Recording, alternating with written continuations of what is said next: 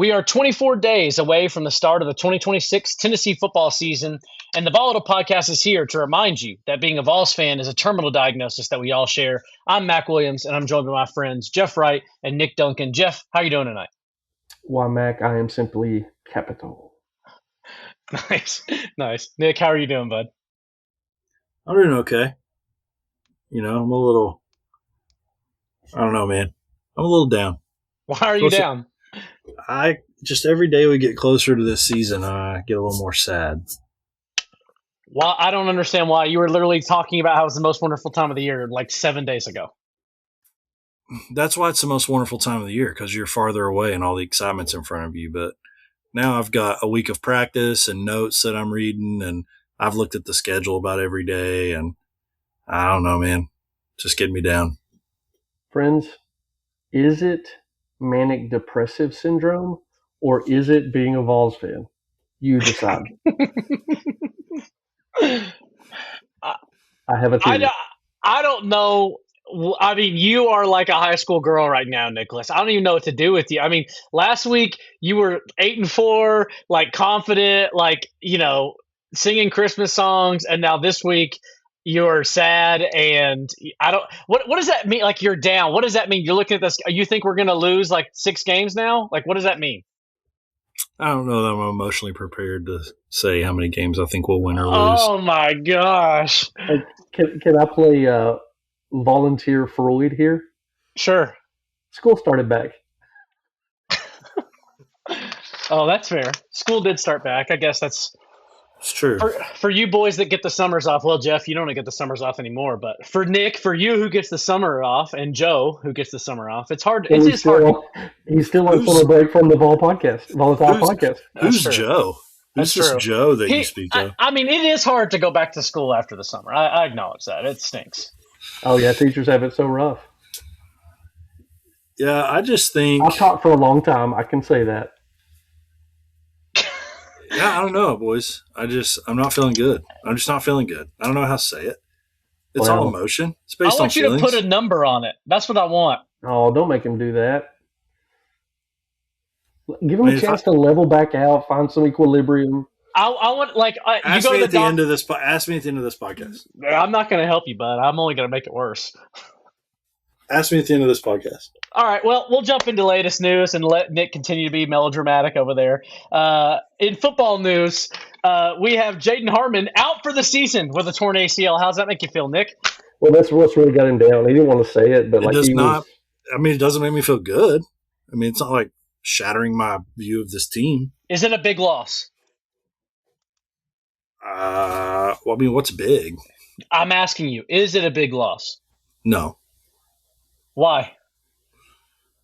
Because I just think that's a deep position. Well, when it's going to be a big loss then. The first 2 games when Arion Carter doesn't play? Specifically game 2 against Georgia Tech. Yes. No. And you know what that means? Tennessee should just play Arion Carter. Yes. Correct. Yes. We've been saying that consistently for at least 2 weeks now, and it's never been more true, to your point, Jeff. Yeah, At this point, is the third week in a row that we have said this. We stand by it. We stand on it. Yeah, absolutely. Stand on business, coach. So it's often talked about, guys, this is something that came up. Okay, no one's talking about this. I've not heard any podcast. I've not heard anyone in any level of media talk about this yet, but we're going to talk about it, and we're not going to pull any punches. It's often talked about how the strength and conditioning program can keep guys from getting hurt. And so obviously we have Derek Owings now. We have this new program. Guys are working out, whatever. Is that conversation overblown? Like strength and conditioning, helping players with injury. Is that conversation as a whole just overblown, so it doesn't really matter that much? Or are we just ignoring this because we want to – because we want Derek Owings to be good? Exactly, because we want Derek Owings to be good. Which one is it? Because to me, it can't be both. What do you think? Jeff, why don't you go first? Do either one of y'all have access to an AI right now where you could ask it how many injuries occur on average pre-season? So once the start of fall camp comes on, how many are we looking at on average per team per year? I would love to have a baseline. You doing Sure. that, Mac? I'm doing it right now. Okay. Hey, and let me ask y'all another question that's kind of inside the behind the curtain for our listeners. On the little squiggly lines that show that we are recording audio, does any squiggly line show up when I'm talking? Yes. Okay, because there's no squiggly line on my end. And News Newscaster makes me a little nervous. That's because you're so straight, dude. They can't even give you a squiggle. There you go. That's right. Your squiggles are massive on my screen. Oh! I don't know what that Hey, means. shots fired, Nick. Dude, I'm going to get you a Prozac and give my friend Nick back. They truly are huge on here. I don't know what that means, but yeah, I think I'll take a shot at this while Mac's looking the stats up. I think I asked this question to Reed Bacon when we had him on as a guest the first time because we had just hired Derek Owens and how much of a impact that makes. And I remember Reed saying something like that he's sure it does make an impact, but he wasn't sure that he could probably quantify that. And I'll be honest, I just think guys get hurt. I'm sure strength and conditioning can help. I'm sure it does. But I also wonder at this level if like how many people have strength and conditioning coaches that are just totally incompetent? I mean, maybe that could be a large number, but I'm just thinking like guys get hurt. Some seasons are worse than others. I just feel like it's one of those things that no one cares about unless your team is not like really good. Like I saw something today, just scrolling through X briefly that was like some big, I can't remember his name, but some edge rusher for maybe Maryland or something is out for the season, preseason. I just feel like that's a pretty normal thing to see in fall camp. So I'm gonna go ahead and say, before I hear the numbers, I just think it's an overblown conversation. I'm sure it does have an impact. I think it's probably talked about too much, and usually only when you're just not where you want to be as a program. Yeah. So what I found on AI, it's not a great answer. There's very convoluted, a lot of details, but basically siphoning through the information, what I've come is it broke it down to like the different severity of injuries. So initially the number it spit out was 25 to 40. And I was like, well, there's no way that the average is 25 to 40 players, but it was saying that's how many total injuries from the like where you're missing one practice, like total like soreness or whatever. So season-ending injuries on average per team per fall camp, it says about 1 to 4. Okay, so that's a range. We're within pattern, We're right within the middle. Yeah, and I mean, it is the middle. It's on the like average is 2.5, right? I'd rather be there. We're a little on the under, so.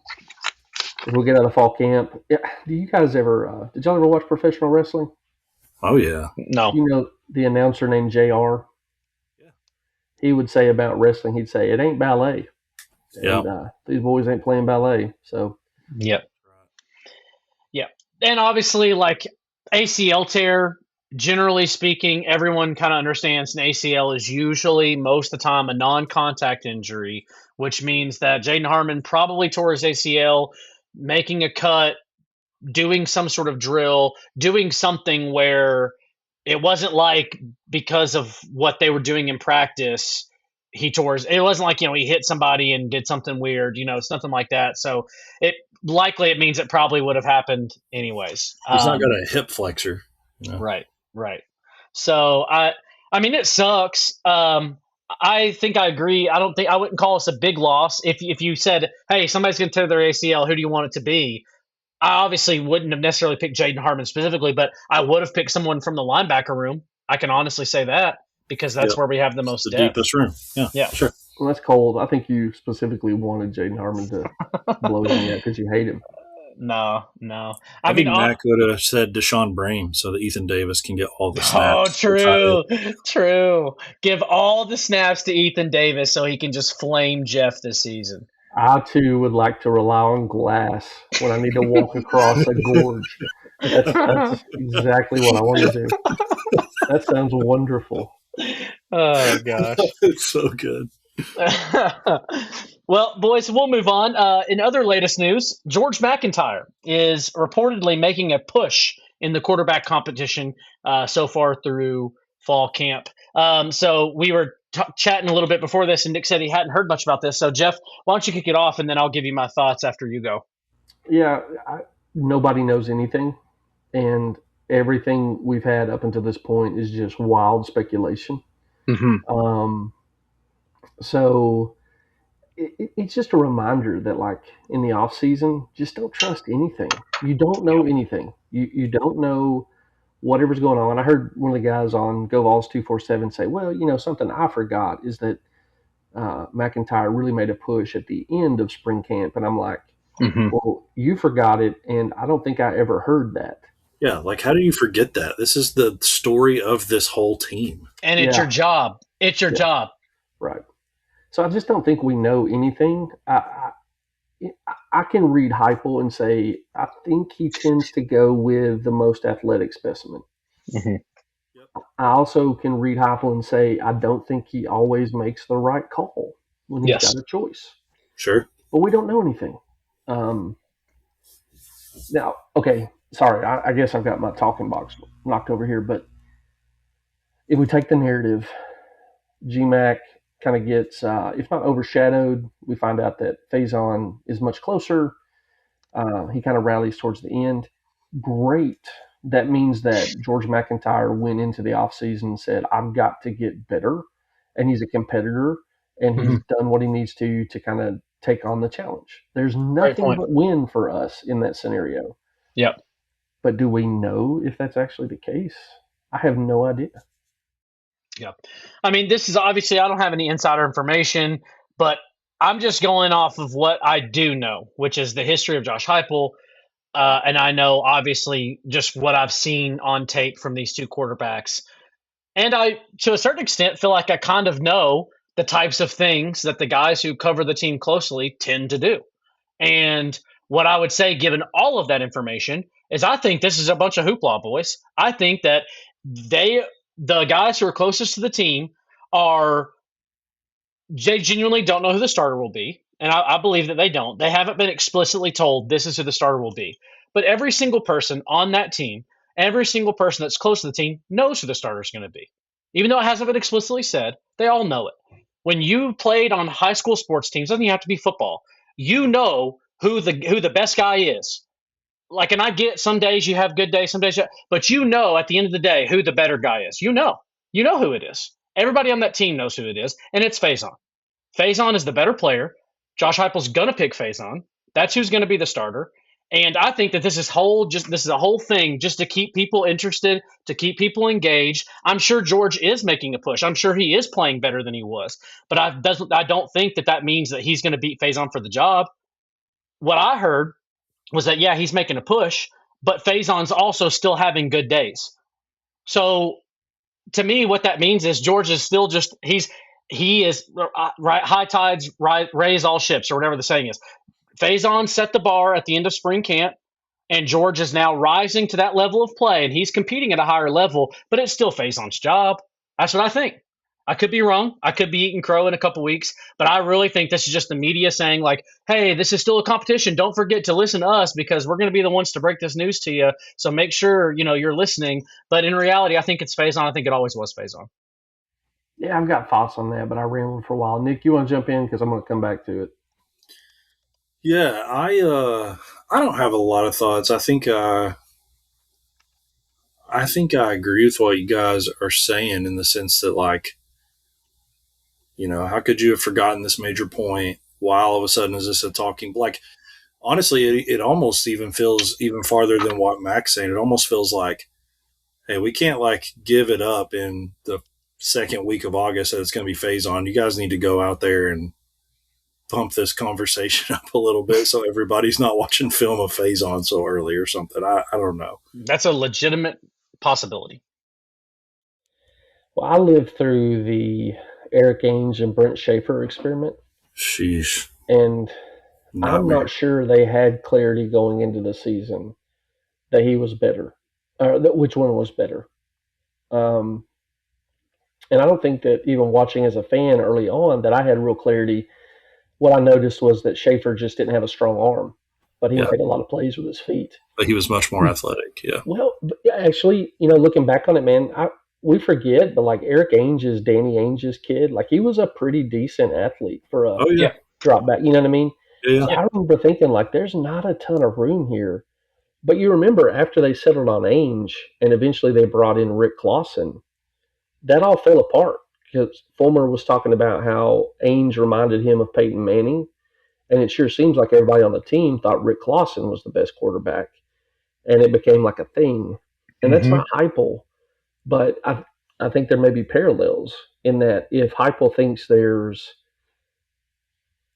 if both people are credible and his picking Milton over Hendon and XYZ, I don't know, man. It could be much more uncertain. Mac, I hope you're kind of right because that at least gives us forward moving vision, Mm-hmm.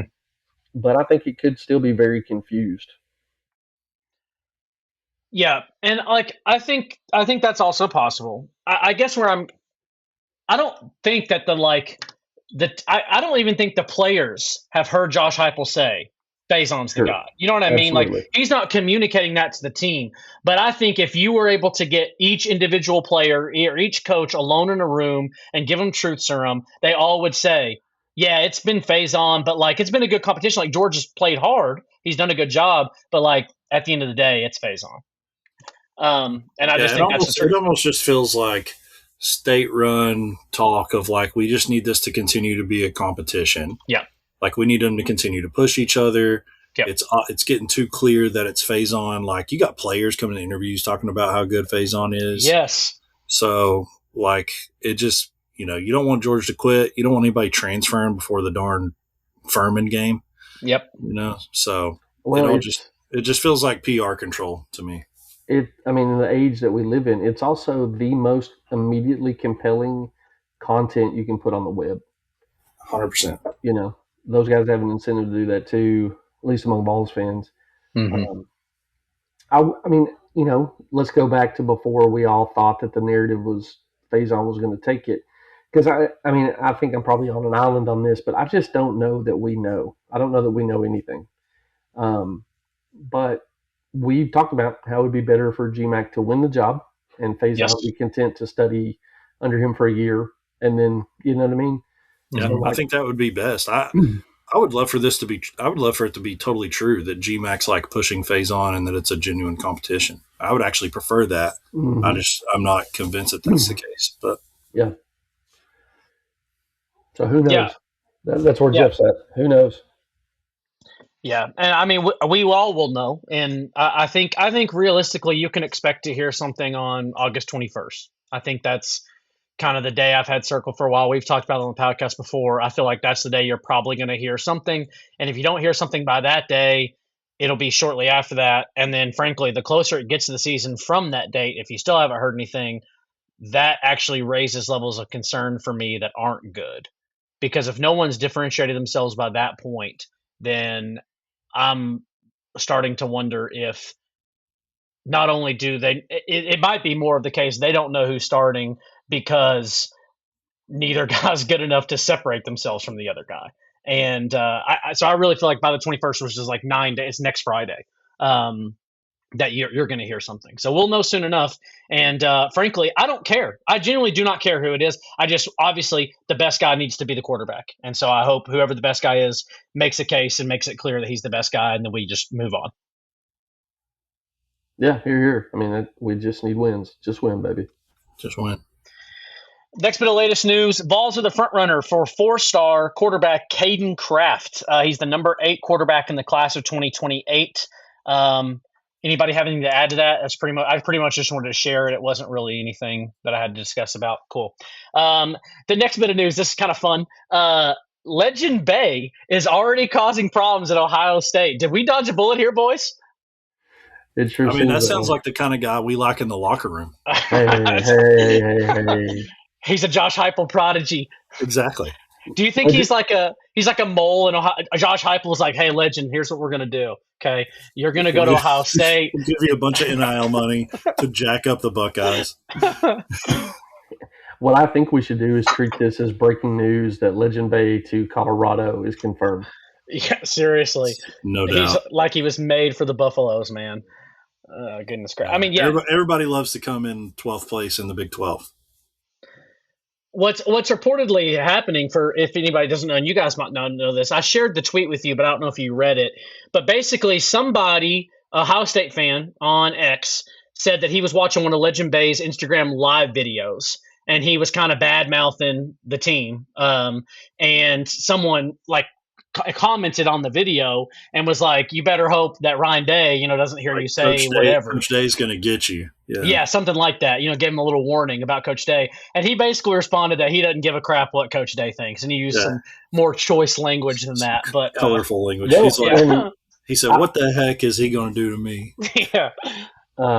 I do think that maybe the stream was him smoking weed in the locker room.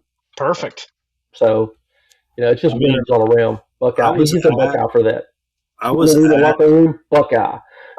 Talking trash about the coach on Instagram. Buckeye. Put it on the helmet. I was at the game when we played Ohio State in the shoe in the playoff when Nico was still here, and I don't think I've ever smelt more marijuana in my whole life. There's a lot of people smoking ganja at that football game, so could have been coming from the locker room for all I know. Yeah, Legend Bay was there on like a sophomore official visit. Official visit. Oh gosh. Last bit of latest news here for football.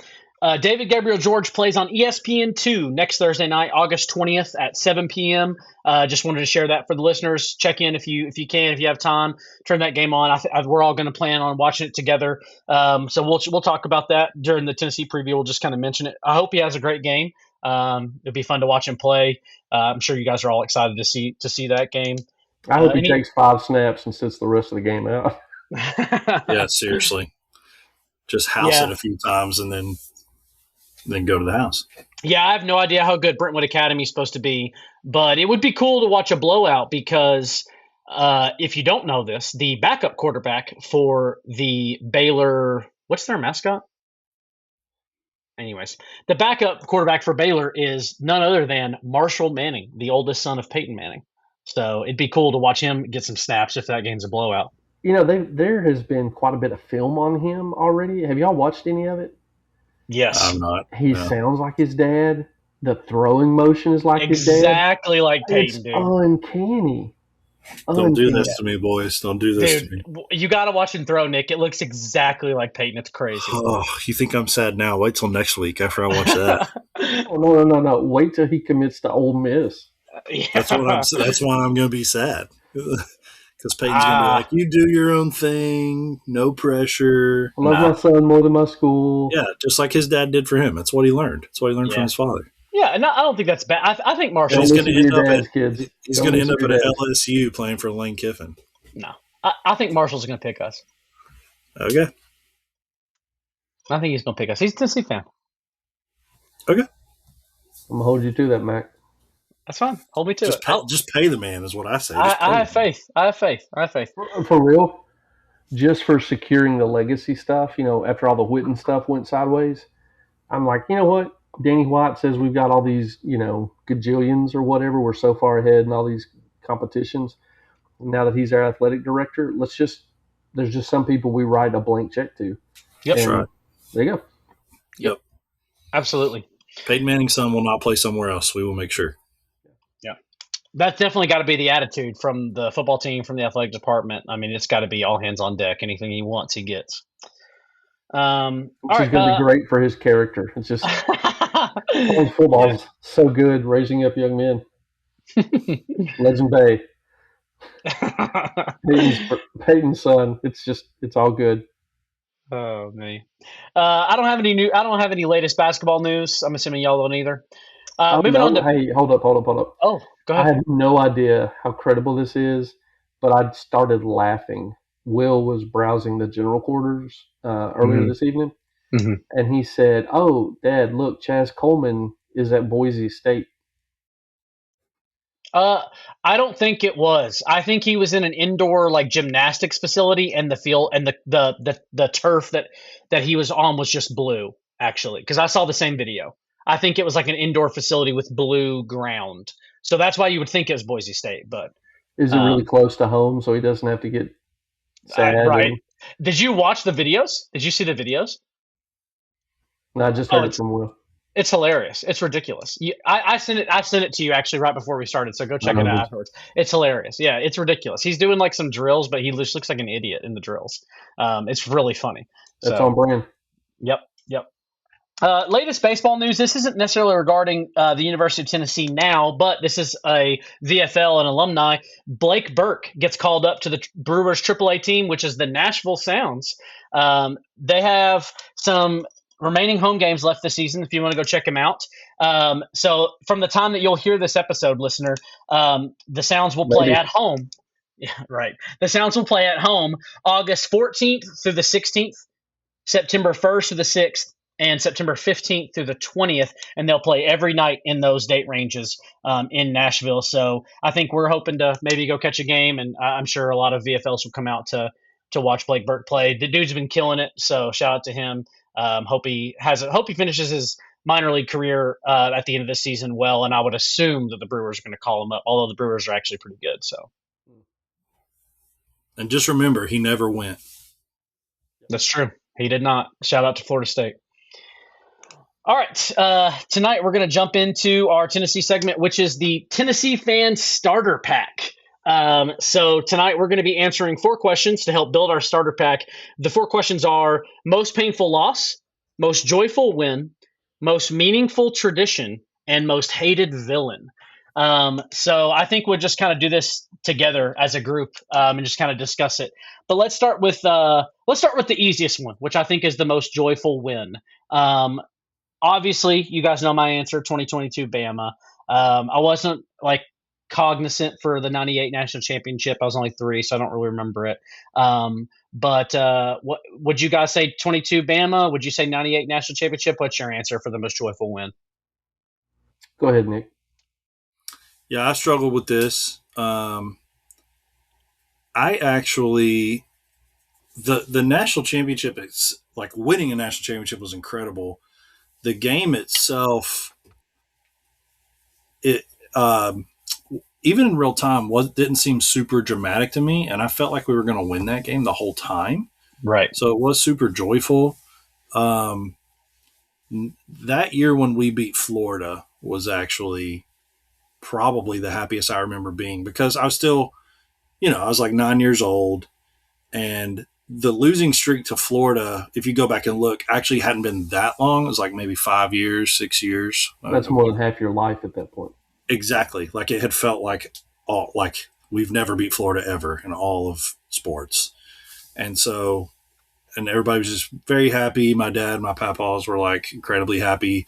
I loved Jeff Hall. Jeff Hall hit a field goal to go up 3, and then Florida missed a field goal to tie the game.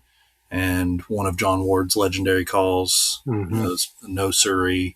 So I'm going with 98 Florida. Cool. It probably is 22 Alabama for me. If you're thinking of joy as like the experience, the intense experience of elation in the moment, a lot of factors combined there. So incredible win, beat a hated rival. You get Josh Heupel looking like he's got some swagger to him, and can beat the big boys. But we were hanging out with a bunch of friends at the beach. Yeah, we've talked about it on there, but I mean, it's just a unique set of circumstances. I'm not sure how replicable it is. Yeah. And then, we got pictures of Mac laying on the field, and I mean, all that's happening in one time. It was just hard to go to bed that night. Yeah. Literally nothing about my life changed, but it's one of the most intense. Like everything is better. The sun's a little brighter, the air's a little cooler, everything's better, and it was intense. So that's probably what I'm going with. Yeah. I think both are solid answers. Let's go to most painful loss. Let's walk through this a little bit. So I'll go first again because my perspective is different than y'all's in a unique way. I think because of my age. So every year growing up as a Tennessee fan, like I never experienced a super high joyful moment. So like the losses didn't sting as bad for me as a kid. That's I so mean, awful. I'm they sorry, Mac. always hurt, but I was kind of numb to it, I guess is what I'm saying, because everything was was it 2000, was it 2000, what year was it that we lost to Wyoming for homecoming? It was 08. Oh wait, 2008. Okay. That's second on my list, by the way. Yeah, so that one I remember feeling particularly terrible about. But again, I hadn't experienced like the super high joys yet, so the crash wasn't as hard because I was like, well, of course this is happening. I just didn't even think it could happen this bad. So I think for my answer, most painful loss, like when I had been primed to have high expectations and was completely devastated, was 2022 South Carolina. That game destroyed me in a way that I was not ready for. I yeah, I was thinking, yep, Tennessee's in the 14 playoff. All we got to do is beat South Carolina. I think we had some cupcake, and then it was Vanderbilt at home to end the season. And I was like, yep, we're good. Like, all we got to do is take care of South Carolina on the road. And Spencer Rattler was our quarterback. He was not very good. And so I felt very confident. And I really did not even have on my radar that Tennessee could lose that game. And I'm an idiot. That's probably the objective answer for those of us who've been alive in the window that this podcast represents. Nick, do you have something different? Nope. 22 South Carolina. Not really Okay. close. It's a huge So gap. I'm going to submit one that's kind of off the wall, and it's only I think it's really unique to me. I should have prepped for this, but the one that stands out in my memory of being crushed by the futility of being a Vols fan. I don't remember the year, but it's the Mount Cody game. Oh, that was Where- 2009. In 2009. When we had that game in our hands multiple times, and he just stopped it He blocked 3 kicks. every time. I just remember feeling like Sisyphus, and what am I doing rooting for this team, and why can't we block him 1 out of 3 times? I was just so dejected in that game. That one's pretty bad. 08 Wyoming was second for me because I knew at that point that Coach Fulmer was going to get fired. Like that season had already been so bad, and it's like there's just not, like, he's not coming back from that, and so you just knew it was the end of an era.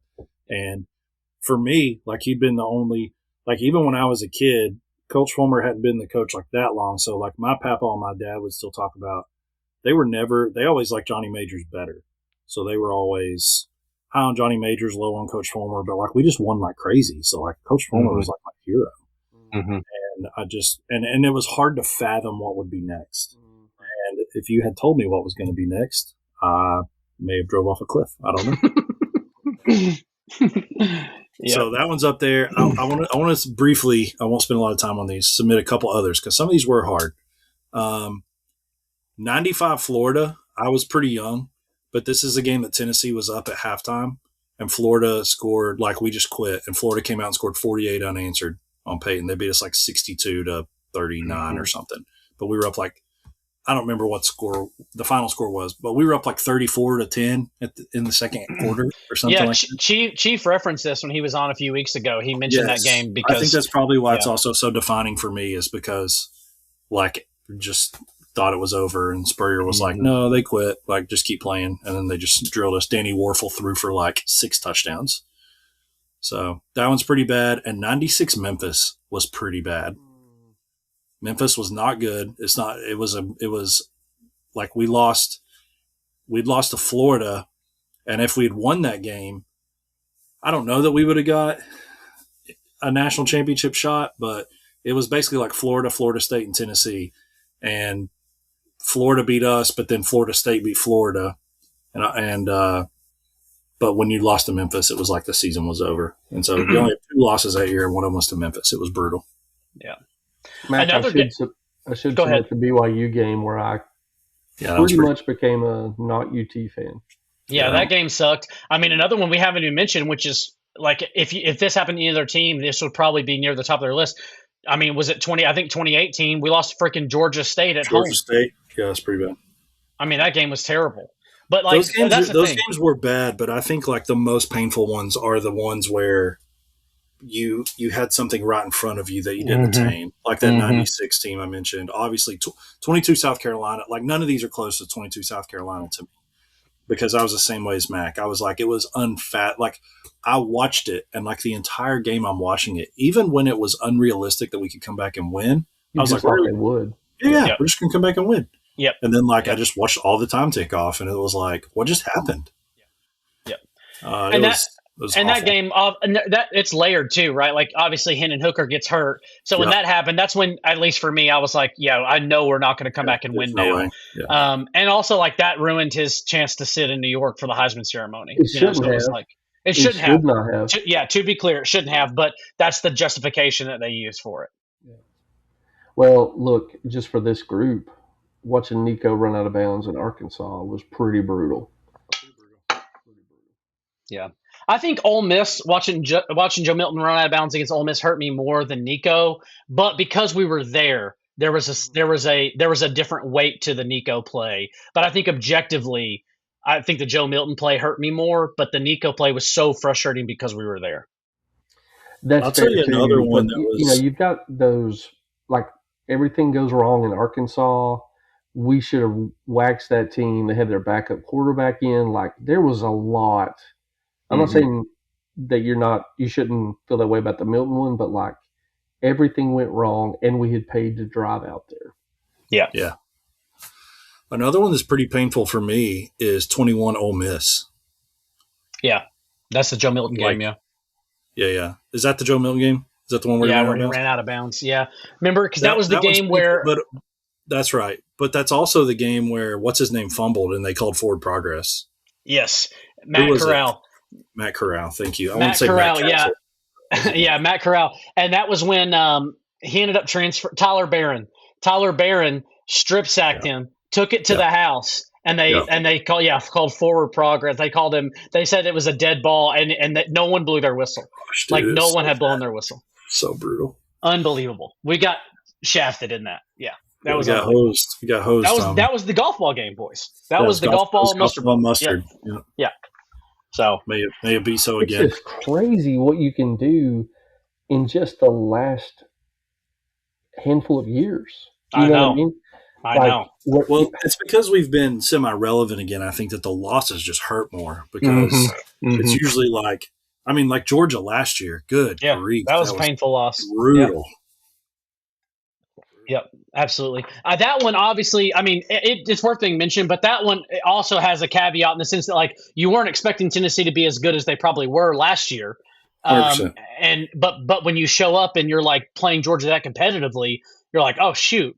I think because that happened within the context of one game, like your expectations got so high in the one game and then also crashed in the same game, that one doesn't stand out as bad. Whereas obviously, as we've already mentioned, 2022, you're building the entire season. You have the one loss against Georgia, which everyone kind of expected. But other than that, like, you're smooth sailing. And then the whole season was building up to making the 14 playoff, and then South Carolina ruins your chances because they cheated. Well, it's not tied to the South Carolina thing, but in terms of like an individual moment of when I felt the lowest as a Tennessee ball, it's kind of like the Mount Cody thing. When Joey roped that interception on the goal line against Alabama, yeah, that was pretty good. It was like, get out. I could have fallen through the floor, Yeah. That was terrible. Yeah. No, that was terrible. All right, well, we got to do something happier. We've lived through the painful. For a different team, is that what you're calling for? I have no more scabs that I can pull off before I bleed to death. Classic ball at a podcast. We're like, all right, most joyful win. We named like 3 games. Most painful loss. Here's 30 games we've just named for you. Like, golly. I was just looking at the scars on my arm and just be like, oh, what was that one from? What was that one from?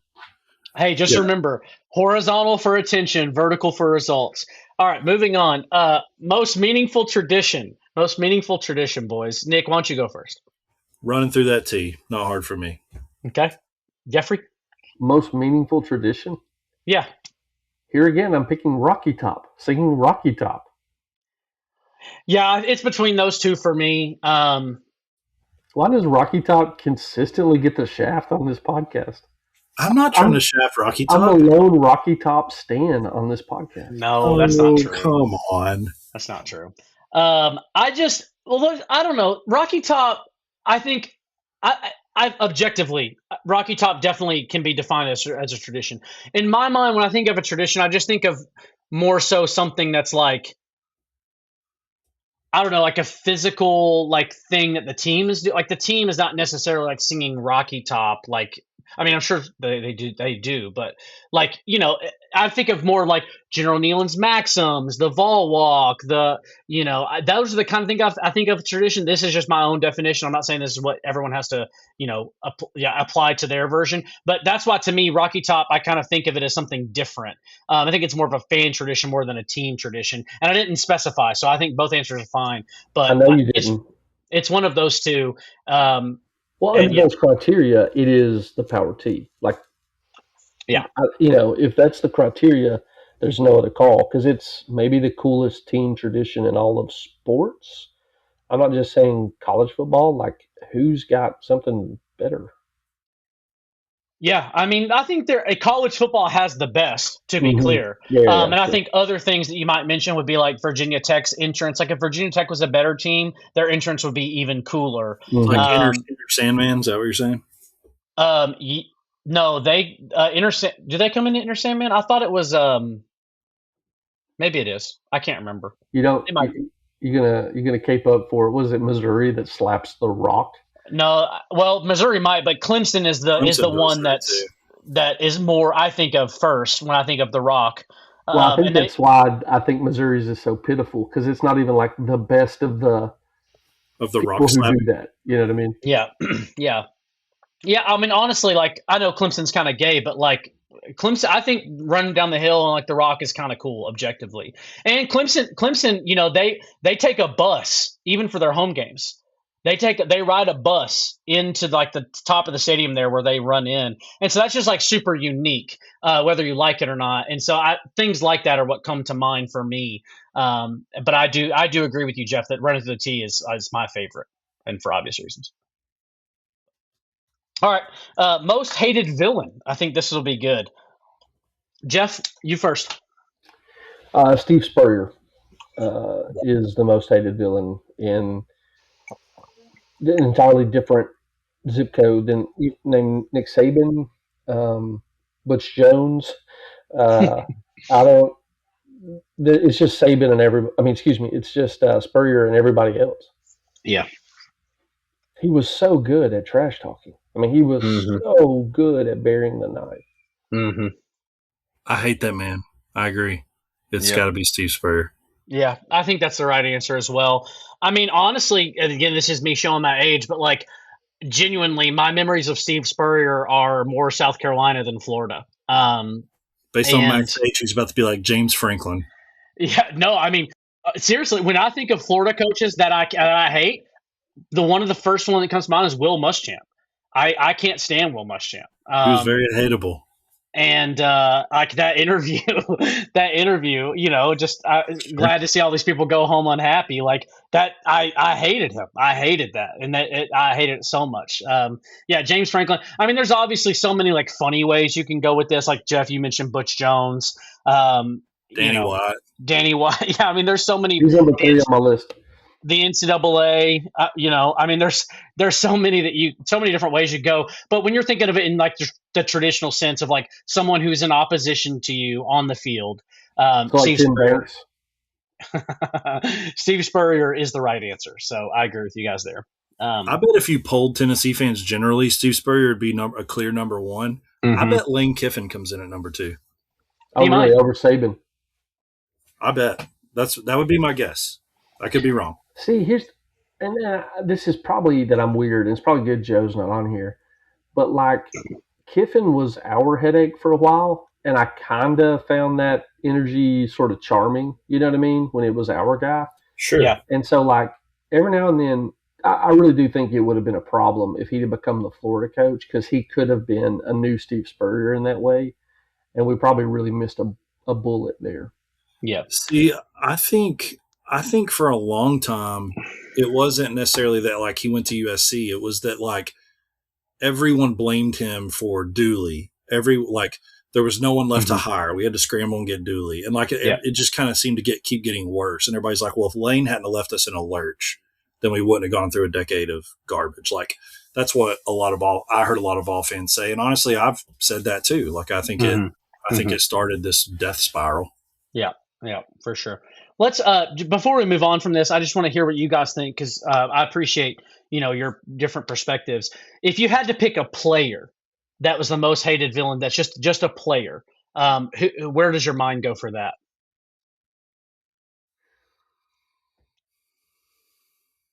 In my lifetime, as as a 30-year-old, the guys that stand out to me, and this can be crazy for a lot of like big football fans.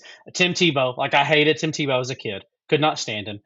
More recent, like Jalen Tabor. I mean, him running his mouth, and then Jawan Jennings shutting him up. Like Jalen Tabor, I hated him. This is a little bit off topic, but a guy that stands out honestly that I hated is like Joakim Noah. Like I hated him when he was at Florida. Basketball player. And then this guy is not directly to Tennessee, but just one of the bigger villains in basketball. Like Marshall Henderson was a huge villain in his time at Ole Miss. But what football players come to mind? You could say other than that, but I'm curious football players for you guys. You got one, Nick?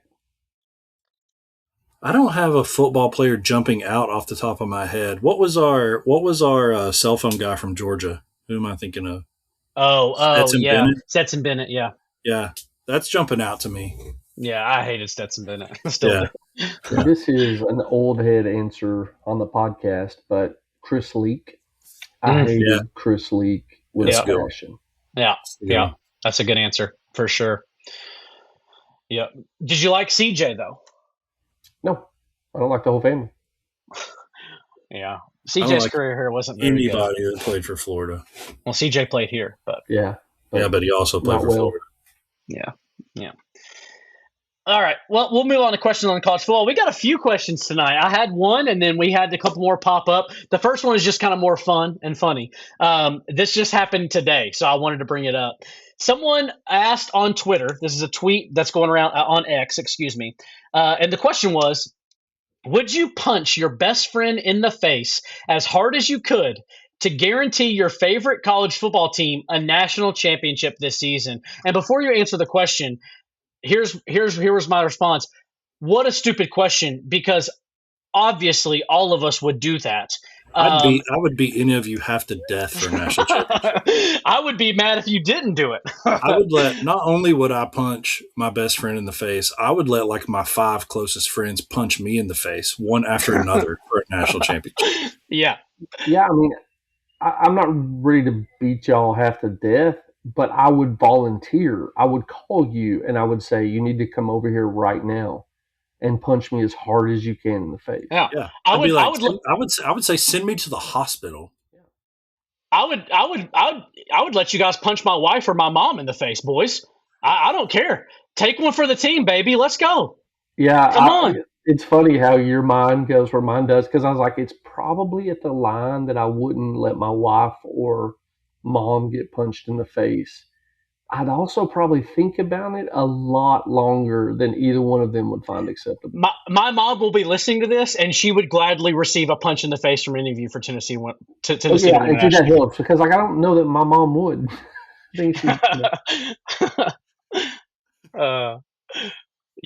Yeah, I thought that was such a stupid question, because it's like, does this guy not watch college football at all? Because I don't know any guy for any team. What kind of question is that? When you sent it, I was like, is this a serious question? Is there a follow-up? I'm not kidding. I would let you guys shoot me with a gun. Yep. I would let you shoot me with a gun to guarantee. I would let you shoot me. I have no problem. Anywhere? Yeah.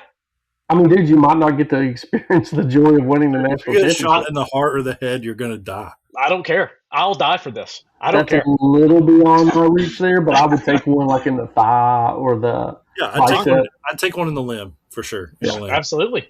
I mean, I would drink a gallon of your blood. I mean, I would do some nasty stuff for this. Like I'm willing to get dirty for this, boys. You have absolutely sent me. Dude, I need to talk to this man's pastor. I don't care. Can somebody find him for me? There's not a lot of lines I wouldn't cross for this, boys. This man's willing to do pagan blood rituals. He's like, let's bring back the Witch of Endor. Like, I'm not going to recover from this. I was blown away that this tweet had 7,000 likes. I was like, dude, like punched in the face? Like, what are we even talking about? Like, dude, you popping off big eyes. I would drink. I can't even stay in a normal octave. I would drink a gallon of blood. I don't care, dude. I don't care. Iron doesn't We're going taste off that bad. air. We're going off air, and I'm going to explore this space and see what kind of choices would get you to balk. I can't continue. Oh gosh. All right. Well, Well, destroyed me, man. well, I'm glad. All right. The next question I had, we'll move on, is I don't know if I can. we'll do our best. Which Big 12 team are you picking to win the conference this year for the Big 12? Some higher. Some of the options here, I'll list them. You obviously don't have to pick one of these, but Texas Tech, BYU, Utah, Kansas State. These are kind of the teams that come to mind. Nick, why don't you kick us off? Who are you taking to win the Big 12 this year? And would you drink a gallon of blood to make it happen? Good question. I would not drink a gallon of blood for any Big 12 team. Me either. Yeah. I think Texas Tech's the obvious and easy answer here. I think that they're going to have drama. I think that this Sorsby thing is going to continue in. And I think BYU brings back a lot. I mentioned BYU a couple of weeks ago. I think they got pretty good coaching. They're going to have a lot back. They have a quarterback who was a true freshman last year and won a bunch of games, and he's going to be a sophomore. And Brent Bachmeier, is that his name? Am I getting that right? It's definitely Bachmeier. I can't remember the first name. Bear Bachmeier. Bear Bachmeier. I watched him play a couple games last year, and I mean he's got some talent. So I'm going with the Mormons. All right, Jeffrey, the Fighting Brigham Youngs. I think doesn't this harken back to another conversation we had at some point, because y'all kind of wisened me up about BYU. So I'm going to go with BYU, but I totally think I'm dependent upon y'all for wherever that answer is coming from. I think that came from a previous episode where we talked about most likely teams to make the playoff that hadn't made it yet. Yes, Okay. yes, that's Good correct. job, Nick. I'm taking Texas Tech, boys. I'm surprised that you said you thought that was the easy pick, Nick, because I think most people are anti-Texas Tech, not just like cheering against them, but like I think people think they're going to be bad because they lost Brendan Sorsby, and I actually think they're going to be worse. But I think the Big 12 is so bad that Texas Tech does not play BYU. They do not play Utah. They do not play any of the best other teams in the Big 12. They are going to walk to the Big 12 championship game, and all they have to do is win that one game. See, I think BYU's schedule's pretty soft as well. So I think both of those teams are going to have really easy seasons. So I definitely think it'll be one of those two. Yeah. Are y'all seeing this stuff where Texas Tech is still having a hard time booking teams? That, like, one of their guys came out and said that they've tried to book some, like Power 5 unique matchups, and everybody's telling them no. That team, that program is really cooked right now. Yeah. I still think they're going to win it, man. Texas Tech, I feel like is the choice. I feel like they're going to win it, and obviously BYU is the next best choice. So I agree with both of you guys that those are the two options. But I still think Texas Tech has enough talent; they're going to get it done. So yeah, I think Texas Tech really needs to win and probably make the playoff this year to I don't want to say salvage the program. It's probably not that dire, but to just winning fixes everything. I think if they win and get to the playoff, all that stuff goes away. Yeah. The last question we have for questions on college football, this one was brought up by Nick this week, and I think it's a good one. The question is, how have true freshman quarterbacks fared in recent college football history? So, Nick, I'm going to kick this off, and then I'll let you kind of take over. I did a little bit of research on this. The research I did was very specific. At first, I looked at true freshman quarterbacks in the SEC since 2020. So take just a second, guys. True freshman quarterbacks since 2020 in the SEC. Can you name any of them? Do you think you can name any of them? Well, my research is overlapping with yours, so I know the answer to this. I'm pretty sure. Okay. So I'm not going to. Jeff, is there anybody that's coming to mind for you at all, Jeff? Well, it's good. It's good there's not because there's only one. There's only been one true freshman quarterback to start in the SEC since 2020, and that is Ken Seals, Vanderbilt starting quarterback in 2020. The COVID year. The That's what we COVID went year. over. Yep. So that is the only true freshman quarterback to start game one of his freshman season in the SEC since 2020. And every other true freshman quarterback in the SEC has been a second string guy or has taken over the job halfway or partway through the season. So only one guy since 2020 has been asked to start the first game as a true freshman, Brandon Seals. I broadened it after that because I was shocked. There was only one guy, frankly. I figured there'd be more. So I broadened that search to outside the SEC. And so here's the list of those guys since 2020. There are only eight across all of college football in the last 5 seasons. Those guys last year was the majority. Bryce Underwood at Michigan started as a true freshman last year. Jaron Kawi Sagapalate. I tried to get his name, but I don't think I got it. At Cal, yep, good job. Have y'all watched that guy? Yeah, he's really good. I cannot believe that he has stayed at Cal. I would think somebody would NIL him to death to get him out of there. That's a great late night watch. Like when you can catch his games on after everything else is wrapped up, that's great. Yep. Malik Washington at Maryland and Bear Bachmeier at BYU. Those are the 4 guys who started last year as true freshmen, and that's half the list since 2020. Hey, by the way, shout out to Will because Will was the one who turned me on to that dude watching the Cal games. Like, dude, Dad, get in here and watch this. And oh, really? He was right. Nice. Attaboy, Will. In 2024, there was one true freshman quarterback that started game one, Dylan Raiola at Nebraska, who is no longer there. In 2023, there was not one. In 2022, Zion Turner at UConn was the only true freshman to start. And then before him, and then I left off. So that technically there was 9 because I didn't put Ken Seals on here again. But the other one in the 2020 season was Jeff Sims from Georgia Tech. So those are the 8 and the 9, including Ken Seals, true freshman quarterbacks to start in college football since 2020. Nick, what else did you have? So I have all the information that you got. I also did some other stuff. Obviously, this is sorry. I'm not meant for it to be braggy because one of the reasons I want to talk about this is because obviously of Faizon and and our most of our continued belief that he'll be the starting quarterback. And Jeff just not knowing, right? And my curiosity of what would it look like if GMAC wins the position. You know, I've heard one person say that they think GMAC will start the year, but that Faizon will finish it. I think that's interesting. So I looked up true freshman quarterbacks from the last 15 years. I went broader than Mac, whose teams won 8+ games in a season. Now, most of these guys are from super teams, so bear that in mind. But Jalen Hurts in 2016, they went 14-1. He took over early in the year. Jake Fromm, 2017, they went 13-2. He stepped in after Jacob Eason got hurt. Trevor Lawrence in 2018, that team went 15-0, won the national championship. He became the starter in week 5. Bo Nix, 2019, just outside that 5-year span that Mac was talking about. That team went 9-4, and he actually started the full season. Yeah, I was going to say Bo Nix was a game 1 starter for that team. Yeah. Caleb Williams, 2021, Oklahoma. That team went 11-2. He took over midseason. He took over in the Red River shootout, actually. Bear Bachmeier, who we've talked about quite a bit, went 12-2 last year. And then Bryce Underwood went 9-4 last year. And okay, that I found interesting. A lot of those teams are super teams that were like loaded, but not all of them were.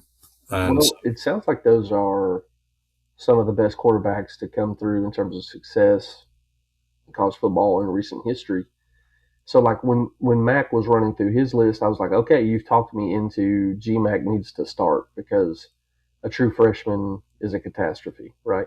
Mm-hmm. But like what you just said with the guys who are otherworldly athletes makes you think, well, okay, I guess it's got to, if it's not Faizon, we're cooked because he would have to be a next level superstar.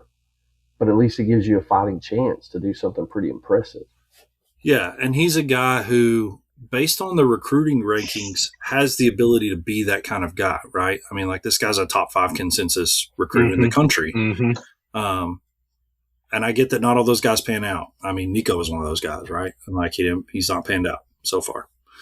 And so, Bo Nix had his ups and downs. Like he looked really bad at times, and then he looked incredible at other times. So some of these, Jalen Hurts famously lost the starting position after this to Tua and then took it back.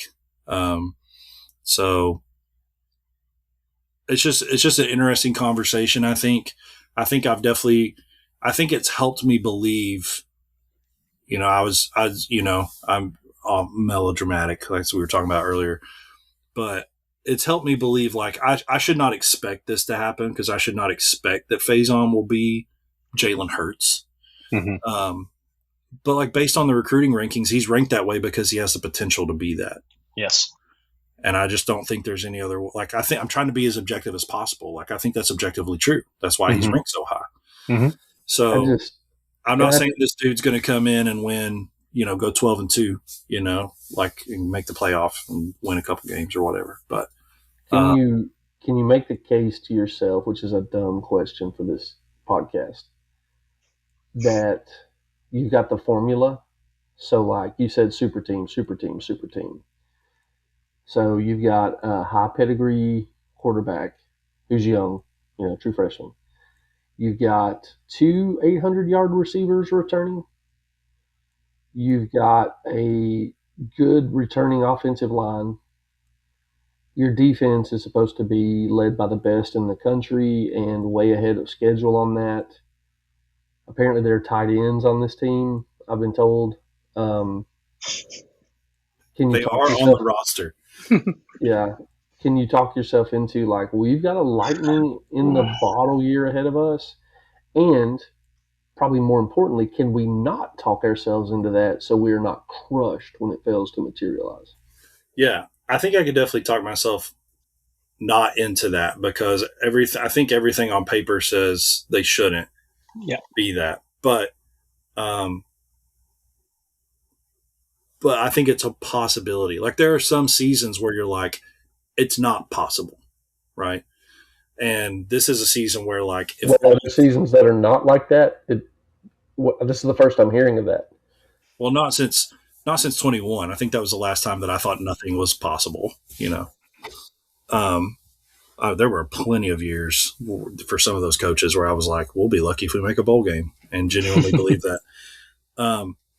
But I think that it's a thing that you can look at and say, if everything goes right, if all those pieces hit, like you said, like I think there's too many variables to say that that's going to happen. So there's probably like a 5% chance it happens, maybe. But I mean, on paper though, we would agree, really good wide receiver core, really good offensive line, super deep set of linebackers, good running back, and a coach that is known for safety play. So you're basically like, well, your defensive line needs to show up. Good news, you've got Garner, right? And I'm not going to do it. But I don't think on paper it's ridiculous. Yeah, I guess I've at least talked myself into like we're not going to be as easy and out as I thought we were. Like I think we're going to be in a lot of close ball games. Look at Nick; he's coming back. He's warming back up. Yeah, but going back to what you said, Jeff, it's also made me believe. Sorry, let me finish this last thought, Mac. It's also made me believe more, kind of like what Mac is saying. Where I think probably like 3 weeks ago, or probably even last week. Let's be honest. Where I was like, I mean, there's no way we're losing to Georgia Tech. But I think it's possible that this team could still go 8-4, like what I've said, and lose to Georgia Tech, and then like beat teams that they shouldn't have beaten maybe later in the season because they've gotten better. I think this is a team that can get better as the year goes on. And I'm not saying they'll make the playoffs. I don't believe they will. But like I think you could trend up all year long and then feel much better than you did at the end of last season. Yeah, things started better and trended down. That's a high bar. Yeah, I agree. Going back to what you said, Jeff, and Nick, I think this plays on to what you said too. Like all of this information, to me, what it leaves me feeling is I not only do I think that Faizon I think Faizon should be the starter, because I'm just like, at this point I'm just like, to me, we obviously know that the physical ability is there with Faizon.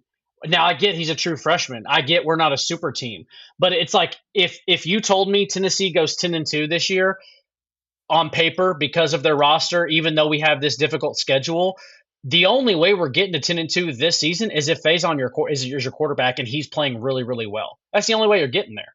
So to me, it's like, why not go with the guy who gives you the best chance to be the best you can be, even though there's going to be some learning curve, there's going to be some bumps in the road, he's going to face some adversity. To me, it just feels like at this point, you got to go with Faizon because he gives you the highest upside. And to your point, Nick, if we do get better as the season goes on, I would rather ride into 2027 with Faizon a whole year under his belt, going to be an even better player next year than I would George McIntyre, and then Faison's probably transferring out. I just feel like at this point, with all the information I'm getting, Faizon seems like not only the obvious choice, but the right choice.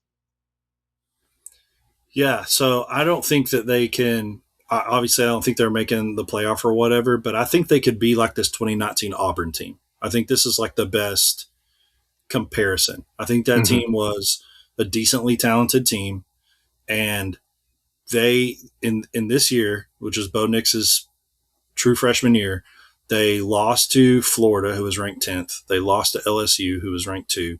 They lost to Georgia, who was ranked 4. And the thing that made them go 9-3 in the regular season is they won the Iron Bowl 48-45 that year. They also beat A&M, who was in the top 25 early in the season, but kind of ended up dropping out, I think, after that. Yeah. So, like, I'm not saying we're going to go 9-3, but I'm saying if the over/under is like 7-5, I'm thinking this could be I'm thinking 8-4, and then like if it all hits, maybe you get 9-3 or something like that. If it all hits, I don't think they'll do that. I just think all I'm saying is I think it's possible. And then they laid an egg against Minnesota in the Raymond James Bowl, the Outback Bowl. Yeah. Well, there you have it. True freshman quarterbacks. There's a long history of guys that are true freshmen that are good, but only if they're on super teams. That's the takeaway there. So let's move on to the SEC Gauntlet. So I must confess, I skipped over Ole Miss. We should have done Ole Miss last week, and we did Texas A&M instead. So this week we are hitting Ole Miss, and we will start there. Ole Miss has an over/under win total of 7.5. Their schedule reads as Louisville, Charlotte, LSU, Florida, Vanderbilt, Missouri, Texas, Auburn, Georgia, Oklahoma, Wofford, and Mississippi State. Bulldogs. So we will start at the top. Ole Miss hosts Louisville in the first weekend of the season. This is September 6th. So this is technically a Sunday game, I think. September 6th is a Sunday. That's right. So That's right. Ole Miss hosts Louisville in this game. Who you guys taking, Nick? Let's start with you. I'll take the Rebels at home. Jeff? I will also take the Rebels, though I do think that this game it'll be interesting. Will be better than probably it seems like it's going to be on paper. Week one's always wild. You a big Brom guy? Is he still at Louisville? Yeah, he is. I'm not a big Brom guy, but I do think that Brom's coaching tendency is just to like steadily get better. He's not going to be elite ever, I don't think, but he's going to just be consistent. And so I think they're going to be a little bit better than they were last year, which will be a competitive game for Ole Miss. So it'll be a street fight between the whistles. That's for sure. That is for sure. All right. 6 days later, so they have a short window here. They host Charlotte at home. Who you got here in this one? Jeff, you go first. Dub for Ole Miss. Nick, who you got? Yep. Wins across the board there for Ole Miss. Ole Miss is 2-0. The following week, Ole Miss hosts in the most highly anticipated game of the college football season, probably, hosts LSU at home. Nick, you kick us off. Who you got, Ole Miss or LSU in Lane Kiffin's return to I almost said Starkville, to, I'm blanking on where they're from. To Oxford. Thanks. Oxford, thank you. Yeah. Who did I take the first time? Give me 1 second, and I will tell you that information. You took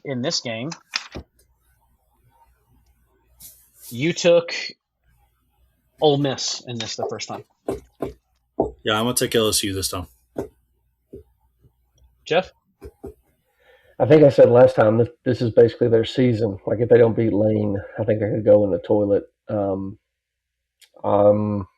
I think I'm going to go with LSU. Nice. So that's both. That's both of y'all on LSU getting the victory here. So Ole Miss for the loss. I'm going to double down on this. I took LSU to win the first time on their half of the schedule. I'm taking them again. So this is 3 losses here for Ole Miss. I think that Lane Kiffin is at his best when he's petty. And so I think Lane Kiffin's going to go in there and get this done. Assuming obviously assuming that, there's no injuries or anything crazy like that. I think Lane Kiffin and the Tigers win this game in Oxford. So, all right. Ole Miss travels to Florida the following week. Jeff, who you got in this one? Ole Miss. Nick? Yeah, I'm going to take Ole Miss.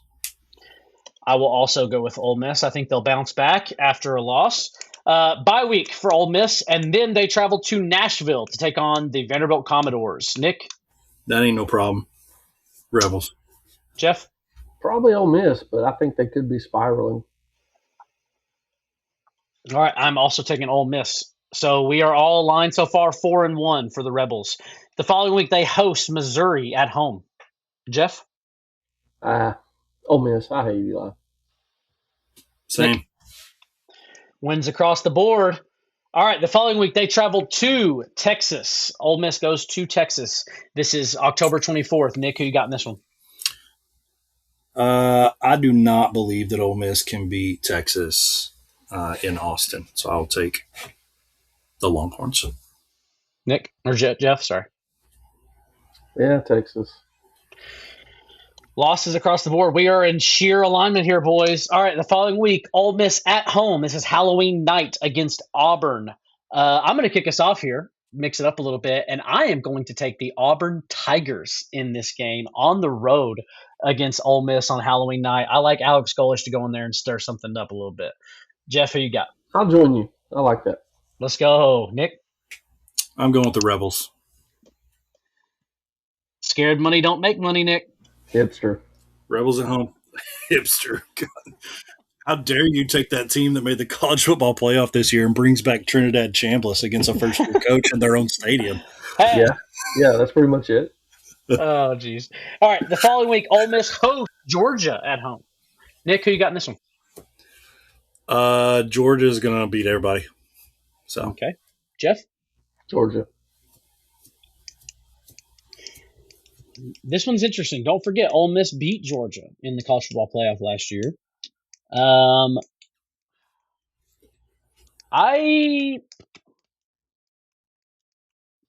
This one's actually kind of tough. Team as last year, buddy.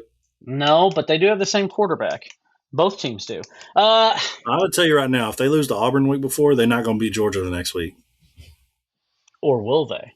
No. I'll take Ole Miss losing. They're not going to beat them no matter what happens against Auburn.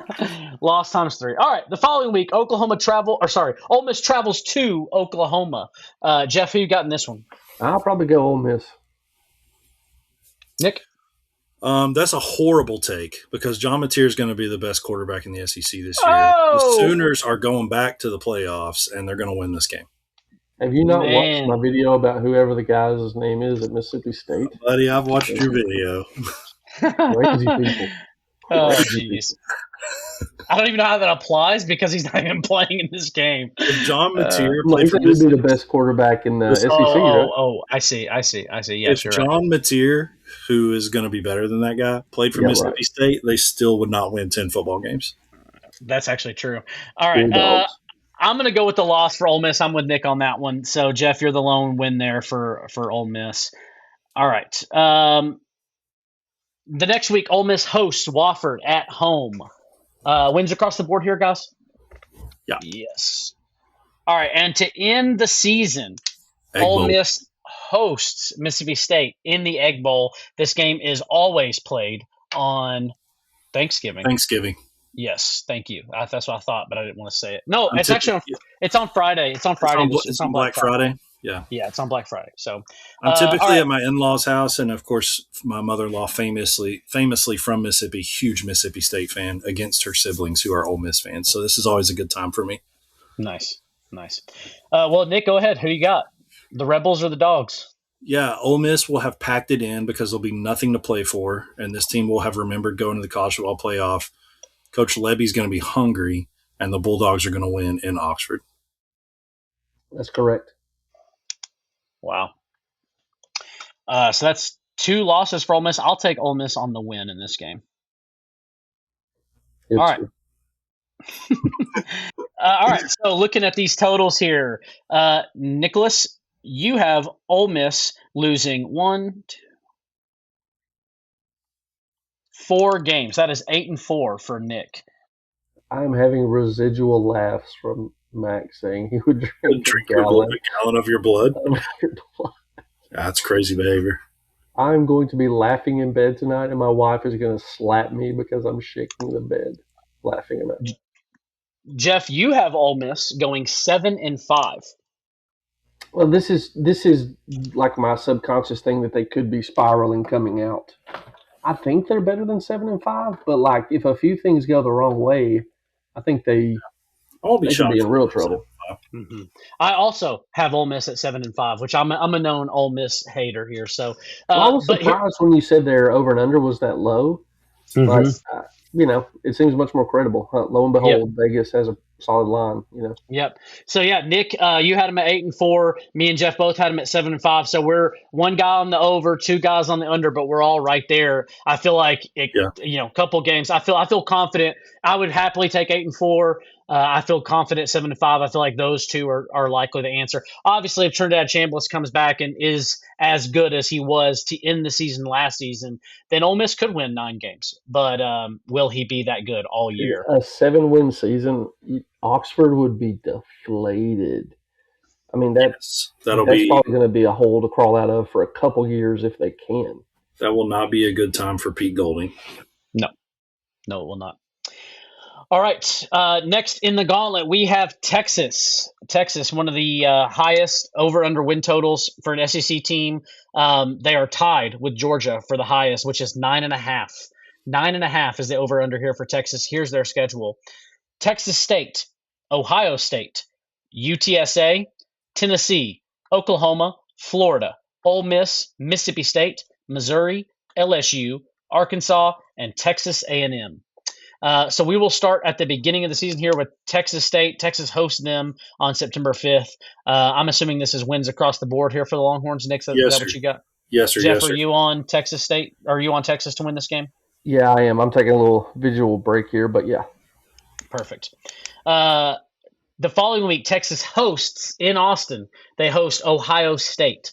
This was one of the more highly anticipated games of last season. It was kind of a letdown, 14-7 final score last year. Nick, who you got in Texas versus Ohio State? Yeah, man, this is tough. I mean, I think Julian Sainz probably proved more than Arch at this point. I also think it'll be tough to beat Texas in Austin. I'm going to go with the home field advantage and take the Longhorns. Jeff? So my theory with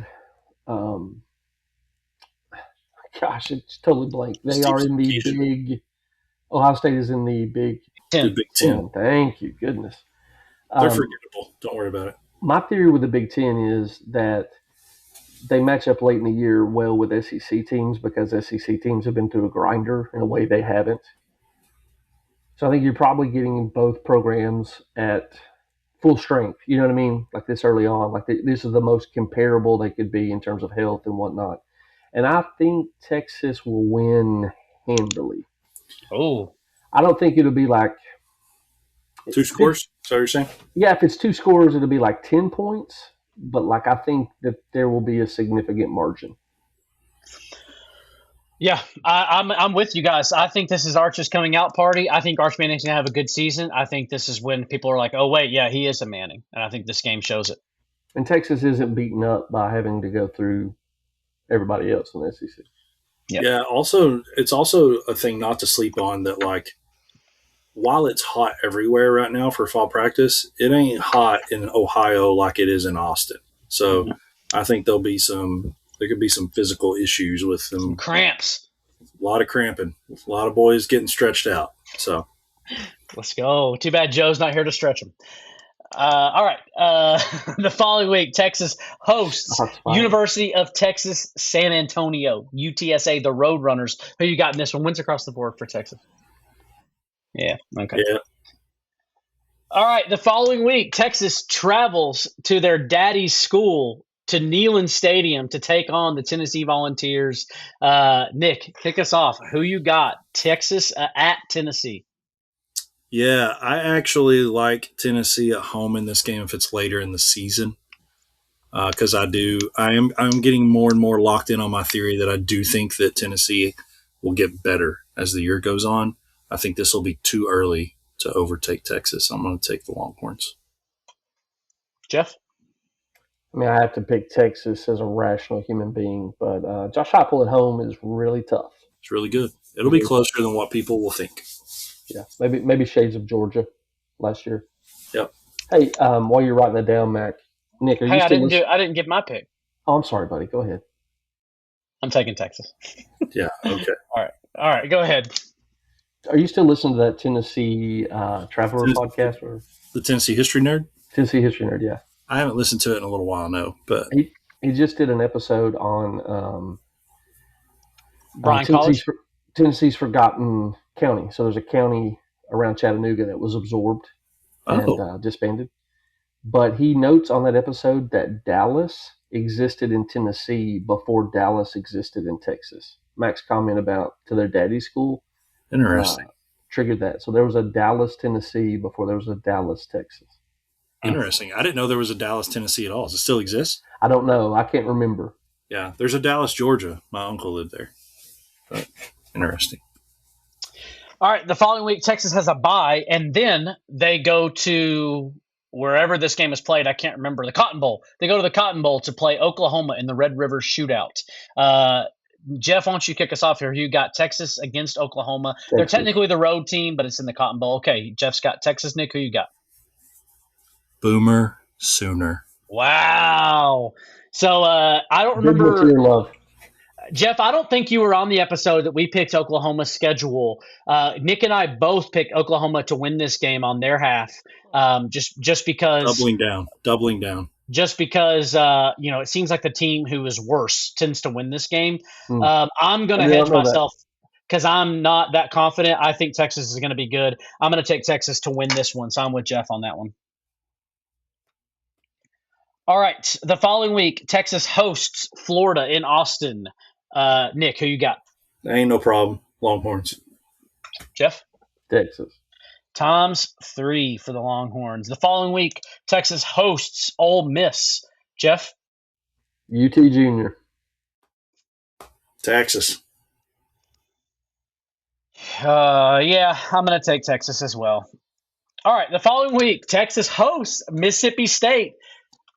I'm taking Texas. Nick, who you got? Yeah, that ain't no problem. Texas. Jeff? It'll be Texas. Oh, you did pick Mississippi State to win, I think. I the idea that like Arch kind of, similar to what you're hoping for UT, Nick. Like Arch comes out, they start building as he grows in strength. I don't know. I'd love to be wrong today. I'd love to be correct in years gone by or days gone by, but Texas. All right. Yeah.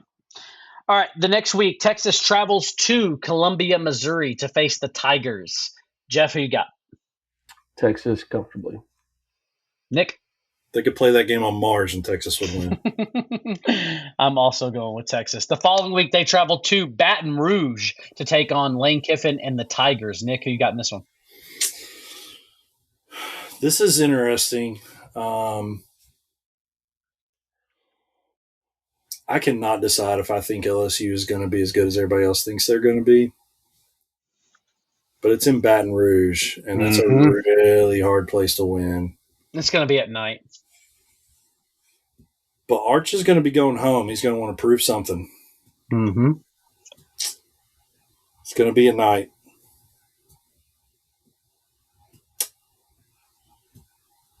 I'll take the Tigers. Jeff? Well, y'all got where I was at. I'm just going to take the home field to win. Yep. I was doing the same thing. All right. The following week, Texas hosts Arkansas. Wins across the board here, fellas? As long as Arch don't run out of bounds, they're fine. I mean, I kind of want him to. I would feel better about things if he did. To end the season, Texas travels to College Station to play Texas A&M. Jeff? That's tougher than I thought. Man, why not? I like A&M better than Texas. Let's just go with A&M. All right. Jeff or Nick? I also like A&M better than Texas, but I think A&M is going to take a step back. Texas is going to have a lot to play for. I think they're probably a 2-loss team at this point, and they win and they're in. And I don't think A&M will be in the same position. I'm going to take Texas. Nice. I'm going with A&M to win this game. So what that means is that every single guy on the podcast has Texas going 10-2. Everybody had Texas losing to LSU. Jeff and I are on Texas losing to A&M, and Nick is on Texas losing to Oklahoma. But everybody is 10-2 for the Longhorns. That is the over consensus across the board. That's not an over that we're achieving consensus on that I'd bet a lot of units on. There's some of those games that are harder for me to be like, Yep. I mean, I think Texas is going to be good. I feel pretty, Mac always asks, like, how does that strike you now that you've picked it? I will say it strikes me as this team should be over, but I'm just not going to be super shocked at the end of the year if this is a 3-loss team. Yep. Sarkisian may be the best coach to kind of bet that scenario on. I know, man. Like he's kind of like got to prove it to me that he can win the big one. I mean, this is my theory with Kiffin too, and like I do think one of those two teams, or maybe both, will be in the playoffs. But somebody's got to prove it. Like as much as I don't like him, like Kirby's the only proven commodity that can like get there consistently. So that's why I just say like Georgia's gonna. I just think Georgia's definitely going to be there. But. Yep. All right. Well, that is it for the Gauntlet tonight. Next up, we have Rocky Top Roots. Nick, what's our topic tonight? We are going with what I mentioned earlier as my favorite tradition, most valued tradition. So we're going to go with running through that T. That's the name of tonight's segment. So pretty short segment here, I think, compared to some of the other weeks, but an important one I think we got to hit because this is one of the most recognizable parts of all of college football, and especially at Tennessee Saturday in the fall. So this tradition running through the T began in 1965 for the football program under Coach Doug Dickey, who was there from 64 69. As we've talked about in previous episodes, he's also the athletic director later on. And he began this tradition in collaboration with the Pride of the Southland band director at the time, which was Dr. W.J. Julian. Coach Dickey's also the one who introduced the Power T logo onto the helmets in 64. So he was clearly kind of like a marketing guy, branding guy, which we've had coaches that kind of like try to be marketing and branding guys. And it's one of those things where you should probably like prove that you can win before you start doing that kind of stuff. And Coach Dickey was a winner. So he's one of the more respectable guys to do that kind of thing at Tennessee. But he put the Power T on the helmet in 64, started running through the T in 65. Orange and white checkerboards in the end zones during this time. Like a lot of the things that we most love and recognize about Tennessee football are because of Coach Dickey. And so he's trying to energize the program, energize the fans with that kind of stuff, obviously. So previously under Coach Nealand, the team's bench and locker room were on the east side of the field near the 50-yard line entrance. And for the 65 season, Coach Dickey moved the home bench to the west sideline, partly for shade and to place the opponents in front of the student section. So kind of an ingenious innovation there. And he and Julian designed the giant Power T formation by the band so that the team could run through while they were crossing the field. So the first run through occurred on September 18th, 1965 in the season opener against Army at Neyland Stadium, and Tennessee won that football game 21-0. The band played, when they ran out, the official fight song down the field as the formation opened, as the players burst through, and that's still true today. Of note, this tradition actually happened first in basketball.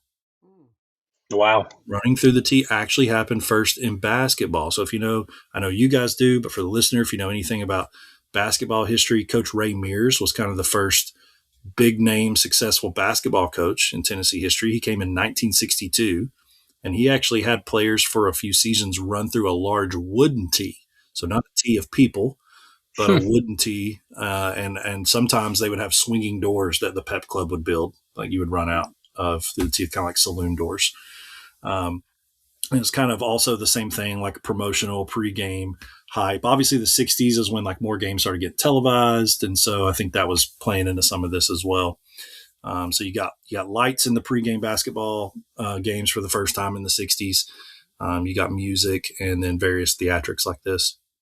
And this helped inspire the football version, though the football tradition, as we know, uses the live marching band, and basketball abandoned the wooden power tee after some time. And then there's been some evolution of this, although it's been consistent ever since the 60s. From 1965 to about 1983, the tee was oriented east to west. The team emerged from the east side locker room, ran up the stem of the tee, and proceeded to the west sideline. And in 1983, this changed. They got new locker rooms under the north stands, later associated with what we know as the Peyton Manning complex. And it required a 90-degree shift. So the band would now form the tee from north to south with the base at the north end zone entrance. The team runs out of the locker room through the stem, with the first time this occurring being against LSU in 1983, which was like the third game of the season, I think. There's been some sideline changes over the year. So whether they run through the tee and go left or right has actually varied a few different times. So the home bench returned to the east side in the early 90s for the 94 season opener due to the SEC. SEC created a rule about student seating near the visiting bench. How soft is that? These commissioners and things have been softer a lot longer than I thought. They switched back to the west side in 2010, starting with the UT Martin game, and this changed the team's exit from left to right after emerging from the tee. As we know, Smokey traditionally leads the team out of the tee, followed by the flag bearers, the cheerleaders, and then the full squad amid the roar of nearly 102,000 rabid Vol fans. The band, which typically has about 300 members, creates a human formation after its pregame performance and marches from the south end zone to the north end zone for the tradition. This tradition has been remarkably consistent since it started. The official account that I was able to research and find says that that only 2 regular season home games has this been canceled. One was September 23rd, 2006, homecoming game against Marshall. I was actually at this game. It was absolutely, it was a frog strangler, as they say. Like, it was pouring rain. It was cold and like unseasonably cold for the end of September. And it was pretty miserable, but I sat there for the whole game and sat in the stands a long time before the game started. There was thunder, there was lightning. You had to go out to the concourse for a while. Heavy rain delayed the start by an hour, wet conditions, time constraints, so they did not run through the tee. Halftime was also shortened for that game. And then September 3rd, 2011, I do not remember this one, but we played Montana, and it was also a weather delay that caused time constraints, and so they didn't run out of the tee. So obviously huge significance culturally and in the tradition for Tennessee. The entrance is the climax of all of our pregame rituals. So we have all these pregame rituals that we do that are kind of like this build up, and the running through the tee is like the crescendo. This is when John Ward would famously start saying it's football time in Tennessee on the radio when the team is running out of the tee. It unites all of Vol Nation in a high energy moment, announcing as loudly as possible that it's football time in Tennessee. I will end with this. In 2023, as you guys well know, but maybe the listeners don't, or maybe they do, this tradition inspired a popular country song called Running Through That Tee by Thomas Edwards, who is a former Tennessee offensive lineman and an East Tennessee native. Edwards is from Kingsport, Tennessee. He grew up in a musical family. His mother helped with music at church. His dad played fiddle. He sang in church and growing up, and he played cello for a long time before he started focusing more exclusively on football. In high school, he played for Dobbins Bennett. And though he didn't play much at Tennessee, he was on the roster from 2013 through 2016. And so this man ran through the T many times. And the song captures the tradition perfectly. And as you guys know, this is the chorus. When the pride of the Southland starts to march back towards the north end of that sacred ground that's home sweet home to me, a sound as loud as thunder and like Moses parts the waters, the dream of every boy from Tennessee is running through that T. And as he says in that song, unless I'm wrong, there's only ever been one player from my little tiny high school in East Tennessee that played for Tennessee. He was a star for us. He was a walk-on punter for Tennessee, but he went there for 4 years, and it was like lore. Or he was probably 3 years older than me, and it was lore that like a guy from Tennessee, like people would say, yeah, he doesn't play. Like some guys would say, yeah, but he doesn't play. And other guys would say, yeah, but he gets to run through the T. Like I remember people saying that all the time, like he gets to run through the T.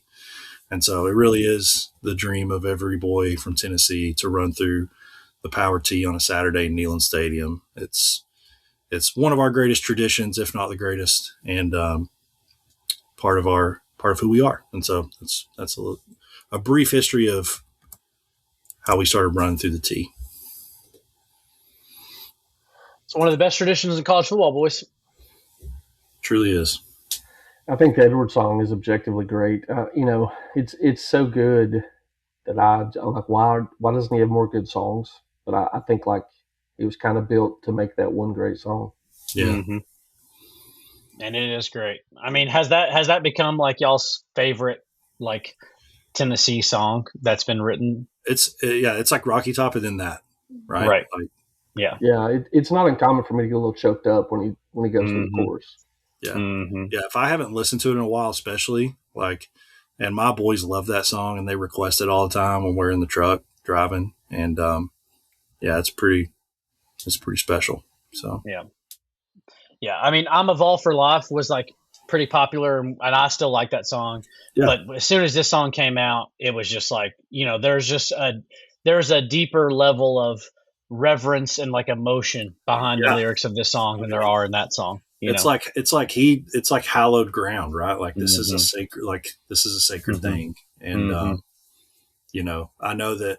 I know that sports, it's, Tennessee football admittedly has probably been an idol in my life at times.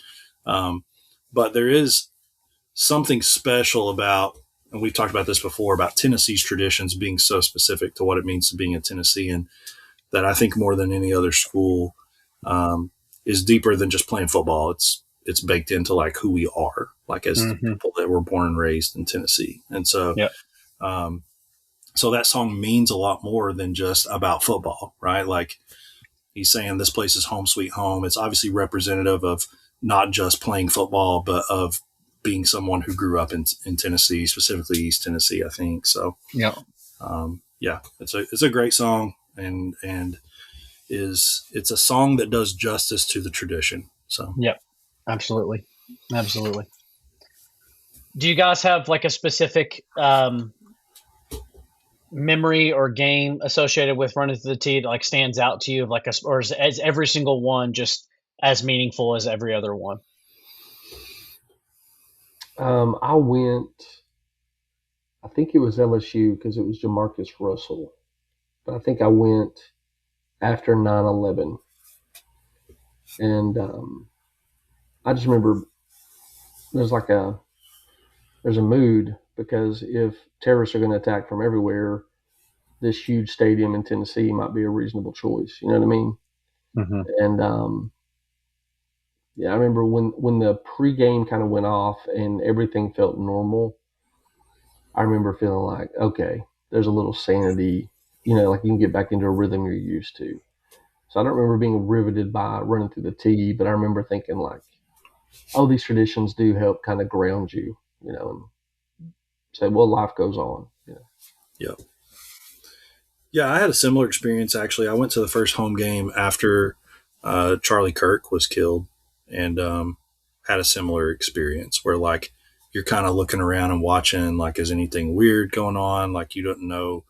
It was still fresh enough. It had just been a few days. And so it was still fresh enough that, like, you didn't know if things were safe. Like, you didn't know what was happening. And so, but, the flyover happens, and then they run through the tee, and the fireworks start going off on the awning. And very similar experience to what you just said, Jeff. You feel like, praise the Lord, maybe there's still some normality or sanity left in the world, some common grace from the Lord, that there's still goodness and stuff like this. So, yeah, good words, boys. All right, Nick, tell them where they can find us. You can find us where you can find your podcasts. We're on Apple Music, or, well, not Apple Music, I guess Apple Podcasts. You can find us on Spotify as well. You can find us on X at volatile_1998. And you can check out our YouTube channel so you can see our beautiful faces while we continue to try to have a good vibe summer, but obviously are slowly descending into a more somber tone as the Furman game ever looms. And we have no idea who our quarterback is, and we're looking up stats about true freshman quarterbacks to make ourselves feel better about life. So, or worse. Or worse. And that's why we're here, just to remind you that it's terminal.